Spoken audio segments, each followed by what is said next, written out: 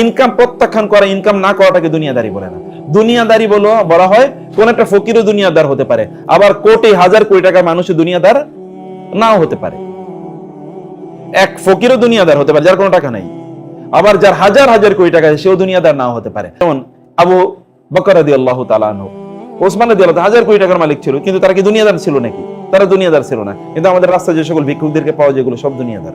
দেখবেন মসজিদের সামনে ভিক্ষা করছে কিন্তু নামাজটা পড়ে নাই, এই জুমার নামাজ পড়ে না কিন্তু ভিক্ষার জন্য দাঁড়িয়ে আছে। এর চেয়ে বড় দুনিয়াদার কে আছে? অথচ দুনিয়া হয়তো মসজিদে একেবারে সবার আগে গিয়ে বসে আছেন, তার হয়তো 1000 কোটি টাকা আছে, তাহলে ওই ব্যক্তি দুনিয়াদার না। দুনিয়াদার মানে হচ্ছে যে দুনিয়ার জন্যই সবকিছু করে, এটাকে বলা হয় দুনিয়াদার। বহু লোকের দেখবেন তারা কিন্তু বৃদ্ধ, অথবা বহু নারীকে দেখবেন তাদের বহু কাজ আছে কিন্তু তারপরে নামাজে দাঁড়িয়েছে যখন তখন আধা ঘন্টা ধরে নামাজ পড়ে। আবার বহু যুবক পোলাপাইন দেখবেন কোনো কাজ নাই কিন্তু মসজিদে গেছে, ও মনে হচ্ছে যেন মসজিদে কেউ তাকে পিটাচ্ছে, এই জন্য কত দ্রুত ওইখান থেকে বের হবে, এটা হলো তার মাথা ব্যথা। ওইখানে 4 রাকাত নামাজ পড়লে কি তার মেজাজ গরম হয়ে যায়, এত লম্বা সূরা দিয়ে কেন নামাজ পড়লো, এতক্ষণ কেন আমাকে নামাজে থাকতে হবে, এগুলো তার মাথা গরম হয়ে যায়। আবার অনেক আছে আরেকটু লম্বা যদি সূরাটা হইতো তাহলে মজা লাগতো, আহারে সেজদাটা যদি আরেকটু বড় হইতো তাহলে মজা লাগতো, আহারে সেখানে যদি কিয়ামটা যদি আরেকটু বড় হতো, রুকুটা যদি আরেকটু বড় হতো, তার আগ্রহ যে ইবাদতটা আরেকটু বড় হয় না কেন, আরেকটু বড় হলে তার ভালো লাগা তৈরি হয়। এটা কারণ কি, ওই যে এই সিকোয়েন্সটা এইভাবে তৈরি হয়েছে, আল্লাহর সাথে তার কানেকশনটা তখন তৈরি হয়ে গেলে সব কেউ তখন আল্লাহ সুবহানাহু ওয়া তাআলার নিয়ন্ত্রণে চলে যায়। যেটি কোরআনে আল্লাহ তাআলা বলেছেন, নাহনু আউলিয়াউকুম ফিল হায়াতিদ দুনিয়া ওয়া ফিল আখিরাহ ওয়া লাকুম ফিহা মা তাশতাহি আনফুসুকুম ওয়া লাকুম ফিহা মা তাদাউন। এটি হলো 1 নম্বর কথা। সেই কারণে আমাদেরকে এমন ভাবে আমাদের জীবন যাপন করা দরকার যেটা দুনিয়া যেন আমাকে পেয়ে না বসে, বা দুনিয়ার ভালোবাসা যেন আমার অন্তরটাকে অধিগ্রহণ না করে। 2 নম্বর বিষয়, যারা দিন একটু বুঝে তাদের নিয়ে একটা বড় ধরনের সংকট আছে। আপনি দেখবেন বহুদিনই ভাই, আমি এরকম বহু দেখেছি, ওরা কি করেছে, প্রথমত ওরা দিন প্র্যাকটিস করা শুরু করলো, এইরকম এই সিকোয়েন্সটা আপনি এরকম দেখবেন। এরপরে কি হয়, আস্তে আস্তে ওরা দিন থেকে ঝরে যায়, আস্তে আস্তে কোনো একটা সময় কি ওরা দিনের মধ্যে আর খুঁজে পাওয়া যায় না। এখন পরিবারের সাথে সম্পর্ক ভালো না, বউয়ের সাথে সম্পর্ক ভালো না, বাপের সাথে সম্পর্ক ভালো না, মায়ের সাথে সম্পর্ক ভালো না, ভাই বোনের সাথে সম্পর্ক ভালো না, কোনো বন্ধু বান্ধব কিছুই ডেভেলপ করে নাই, সবাই ভুল।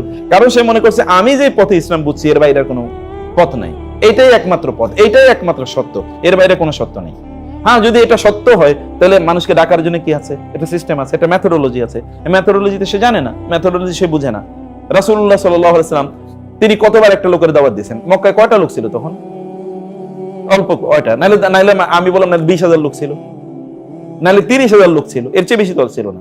এই কয়টা লোকের কতবার তিনি দাওয়াত দিয়েছেন? 13 বছর এখানে ছিলেন। আচ্ছা, নূহ আলাইহিস সালামের যুগে কতজন লোক ছিল?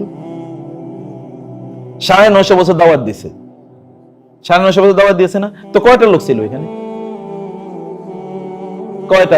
ঈমানই তো আনছে 40 জন, তাহলে লোক কয়জন ছিল? নাইলে একেবারে 20,000 লোক ছিল। তো 20,000 লোকের কি উনি একদিনই দাওয়াত দিয়েছে মাত্র? একজনের কি কেবল একবারই দাওয়াত দিয়েছে? কত হাজার হাজার বার দাওয়াত দিয়েছে, 950 বছর। যদি জুমার নামাজি বলি তাহলে কত হাজার জুমার নামাজ পড়ছে যদি বলি।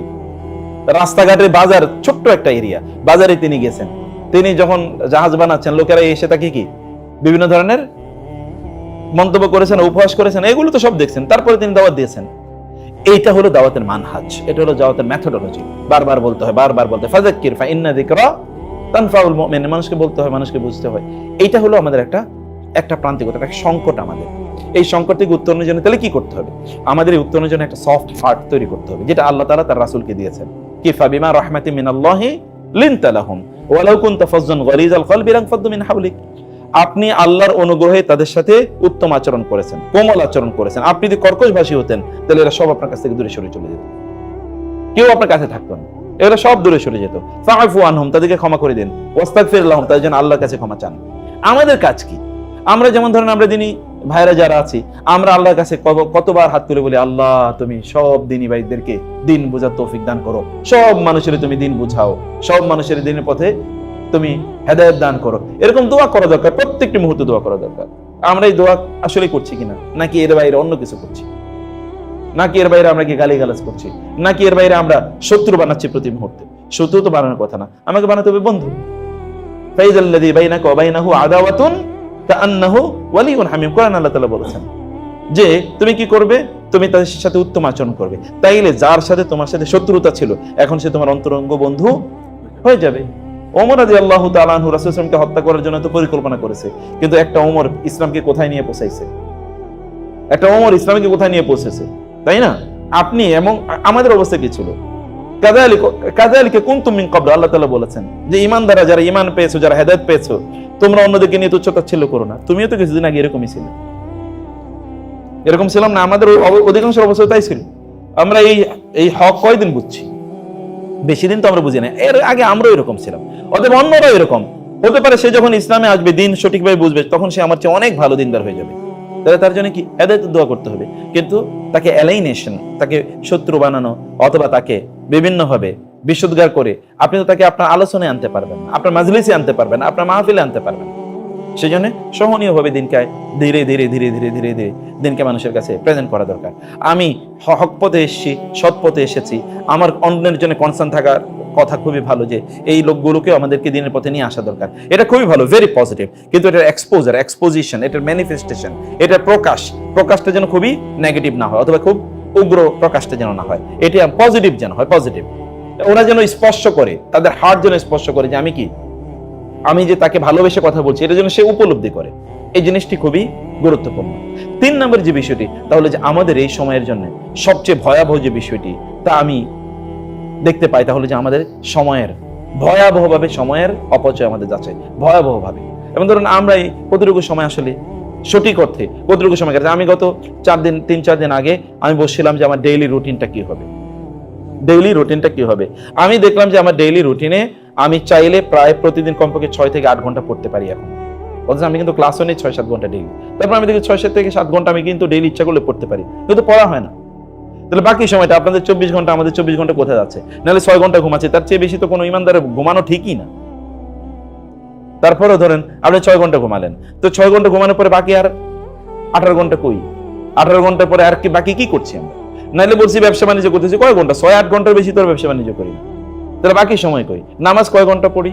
নাইলে সব মিলে নামাজের ইবাদত যদি 2 ঘন্টা ধরে, বেশি 2 ঘন্টা তো হয় না, 1 ঘন্টা হয়। তাহলে বাকি সময় কি করছি আমরা? বাকি সময়গুলোতে আমাদের সব এমন ভাবে যাচ্ছে যে সময়গুলো আসলে শয়তানের পেছনে আমরা ব্যয় করছি। হতে পারে হয়তো সোশ্যাল মিডিয়াতে ব্যয় করছি, অথবা ধরুন ইউটিউবে ব্যয় করছি, অথবা ধরুন কারোর সাথে গল্প গুজব করে ব্যয় করছি। ইত্তকার মাধ্যমে কিন্তু আমাদের সময়গুলো ব্যয় হয়ে যাচ্ছে। এটা আমাদের জন্য ভয়াবহভাবে একটা ক্ষতিকর। এই জন্য সময়টি আমাদের জন্য এখনকার যুগে আমাদের জন্য সময়ের ব্যবহারটি খুবই গুরুত্বপূর্ণ। সময়টা আমরা কিভাবে ব্যবহার করছি, এটি আমাদের জেনারেশনকে একেবারে ধ্বংস করে দিচ্ছে। চতুর্থ যে বিষয়টি আমি, তা হলো নারীদের বিষয়টা আমি বলতে চাই। বিশেষ করে নারীরা সবচেয়ে বেশি ক্ষতির মধ্যে নিমজ্জিত, মহিলারা, বোনেরা, সিস্টাররা সবচেয়ে বেশি ক্ষতির মধ্যে, কারণ তাদের কাজ কম তুলনামূলক। অধিকাংশ বাসা বাড়িতে কাজের লোক আছে, তাদের কাজ কি আর? তাহলে তো বেশি কাজ নাই। হ্যাঁ, রান্না বান্না করতে হয়, ঘর দুয়ার গোছায় রাখতে হয়। তার জন্য আমি যদি বলি ডেইলি 4 ঘন্টা সময় বরাদ্দ করলাম, 4 ঘন্টাই এনাফ। আমরাও তো সংসার চালাই, কতটুকু সময় লাগে আমরা এটা বুঝতেছি। 4 ঘন্টা হলে 6 ঘন্টায় লাগলো, বাকি 14-18 ঘন্টা কই? এবার তো সব মিলে 2 ঘন্টার বেশি হয় না যদি বলি। আর রান্না বান্না ইত্যাদি মিলে এত, এর কথা তো বললাম। রান্না বান্না যদি আমরা 6 ঘন্টা ধরি, ইত্যাদি ইত্যাদি, আর ঘুমের জন্য 6 ঘন্টা, 6 দুগুণে 12 ঘন্টা। আর বাকি 12 ঘন্টা কই? খুঁজে পাবেন না। আর বাকি 12 ঘন্টা কোনো ব্যয় নাই। তারাই সবচেয়ে বেশি ক্ষতির মধ্যে নিমজ্জিত আছে। বোনদেরকে এই জন্য তাদের টাইমগুলো, রুটিন মোতাবেক টাইমগুলো কোথায় যাচ্ছে, এই জায়গায় তাদের সময়গুলো ব্যয় করার জন্য তাদেরকে নাসিহা করা, তাদেরকে নিয়ে সময় কাটানো, তাদেরকে বলা, তাদেরকে বই ধরিয়ে দেয়া, তাদেরকে সিলেবাস ধরিয়ে দেয়া, তাদের কোরআনের অর্থ বুঝিয়ে দেয়া, কোরআনের অর্থ ধরে দেয়া, এই কাজটি আমাদের জন্য খুবই গুরুত্ব। পঞ্চম বিষয়টি, লাস্ট আমার কথা, তা হলো আমরা কোরআন থেকে প্রচন্ড দূরে, কোরআন থেকে আমরা ভয়াবহভাবে দূরে। অথচ কোরআনই আমাদের কাছে জ্ঞানের মূল জিনিস হওয়ার কথা ছিল। আমরা কয়জন মানুষ আসলে কোরআন বুঝি বা কোরআন পড়ি? কতদিন আমরা কোরআন ধরেছি? কোরআন তো আল্লাহ তাআলা পাঠিয়েছেন, ইন্না হাযাল কোরআন ইয়াহদি লিল্লাতি হিয়া আকওয়াম হুদাল লিন-নাস হুদাল লিল-মুত্তাকিন। কোরআনই হেদায়েত। রাসূলুল্লাহ সাল্লাল্লাহু আলাইহি ওয়াসাল্লাম দাওয়াত দিয়েছে কি দিয়ে? আসলে কোরআন দিয়ে দাওয়াত দিয়েছে না? উনি তো বলছে কোরআন। আপনি কি বলেন? আমি তো কোরআনের কথাই বলি, আর কিছু বলি না। আচ্ছা, আল্লাহ তাআলা যা বলেছেন এর উপরে কোনো কথা আছে দুনিয়াতে? আল্লাহ যা বলেছে তার উপরে কি আছে? সেটা আল্লাহর কথা, সুবহানাল্লাহ। এই জন্য আল্লাহ তাআলার কথাগুলো বোঝার জন্য, আল্লাহ তাআলার কথাগুলো পড়ার জন্য এটা করা দরকার। যেমন সূরাতুর রহমানে আজকে আমি জুমার যে কথা বলার চেষ্টা করেছি, আল্লাহ বলেন আর রহমান। আর রহমান কেন তিনি? কারণ তিনি আল্লামাল কোরআন। তিনি আর রহমান কারণ কি? কারণ তিনি আল্লামাল কোরআন, তিনি কোরআন শিখিয়েছেন, এই জন্য তিনি সবচেয়ে বড় মেহেরবান। এটা আল্লাহ তাআলার সবচেয়ে বড় মেহেরবানি। তিনি আমাদেরকে সৃষ্টি করে বলতে পারতেন যে ঠিক আছে, তোমাদেরকে তো জ্ঞান বুদ্ধি দিয়েছি, তোমরা এবার তোমার মতো করে চলো। তারপরে জান্নাত জাহান্নাম তোমাদের জন্য হবে, কিন্তু তিনি তা করেননি। তিনি কোরআন নাজিল করেছেন, কোরআনের শিক্ষক তিনি নাজিল করেছেন। কোরআনের শিক্ষক কি? রাসূলুল্লাহ সাল্লাল্লাহু আলাইহি ওয়াসাল্লাম। তিনি কোরআন ব্যাখ্যা করে দিয়েছেন, কোরআন কিভাবে সমাজে চলবে এটা তিনি প্রয়োগ করে দেখিয়ে দিয়েছেন। এবং রাসূলুল্লাহ সাল্লাল্লাহু আলাইহি ওয়াসাল্লাম কোরআনের তেলাওয়াত মানুষকে শিখিয়ে দিয়েছেন। কোনো জিনিস তিনি কোরআনের ব্যাপারে বাকি রাখেন নাই, কিন্তু কোরআনের সাথে আমাদের আসলে সম্পর্ক নেই, একেবারে নেই। কয়জন আমরা ডেইলি কোরআন তেলাওয়াত করি, অথবা কোরআনের কয়টা অনুবাদ করেছি, কয়টা তাফসীর করেছি? কেউ পড়ে না, কেউ পড়ে না। আমি গতকাল এক মাওলানারে, খুব বড় মাওলানা হচ্ছে, তাকে জিজ্ঞেস করলাম কোরআনের অর্থ, ধরে নিলাম ঠিক আছে কতটুকু, একটা সূরা একটু পড়াও, অর্থ করো, বলেন অর্থ। ভয়াবহ অবস্থা, ভয়াবহ অবস্থা। অধিকাংশই হাজার হাজার আলেম আপনি খুঁজেও দেখবেন যে তারা কোরআনের সমগ্র কোরআনের অর্থ তারা বুঝে না, কোরআনের প্রেক্ষাপট তারা জানে না, কোরআনের গভীর তাৎপর্য তারা জানে না, তাদাব্বুর তাদের নাই কোরআনের। এটি আমাদের জন্য একটি সংকট। আমরা কোরআনের কাছে যত আসবো তত আমরা কি বারাকাপূর্ণ হবো, কারণ কিতাবটা, কোরআন হচ্ছে কি, কিতাবুন আনজালনাহু ইলাইকা মুবারাকুন, কোরআন হচ্ছে বরকত নিয়ে এসেছে, এবং কোরআন হচ্ছে কি রাহমাত, হুদাল লিন্নাসি ওয়া বাইয়িনাতিন মিনাল হুদা ওয়াল ফুরকান। এটা আমাদের মাঝে সত্য এবং মিথ্যা এর পার্থক্য নির্মাণকারী। এই কোরআন আমাদের মধ্যে কোনটা সত্য কোনটা মিথ্যা এই জাতীয় একটা নূর, ইয়াজআল লাকুম ফুরকানান। আল্লাহ তাআলা কেউ যদি কোরআন তেলাওয়াত করে তাহলে সে ব্যক্তি কি করবে?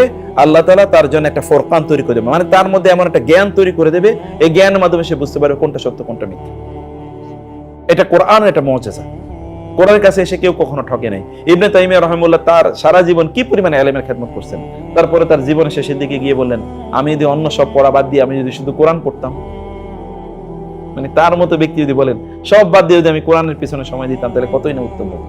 অথচ কোরআনের সবচেয়ে বড় ব্যাখ্যাকারী এর মধ্যে একজন তিনি। এই জন্যে কোরআনের কাছে আসা, কোরআন বোঝা, কোরআন পড়া, কোরআন অনুবাদ পড়া, কোরআন ধরা। সাহাবায়ে কেরামরা তারা কোরআন ধরে বলতেন হাদা কালামু রব্বি, এটা আমার রবের কালাম, আমার রবের কালাম। এই কথা বলতে বলতে তারা কাঁদতেন। কোরআন আমাদের জন্য সবচেয়ে বড় প্রপার্টি। এই পৃথিবীর একটা জিনিস, আল্লাহর কাছ থেকে আগত একটা জিনিস আছে যেটার মধ্যে কোনো কি নাই, কি হয় নাই, কোনো ভুল নাই, কোনো পরিবর্তন হয় না, একটা জিনিস আছে।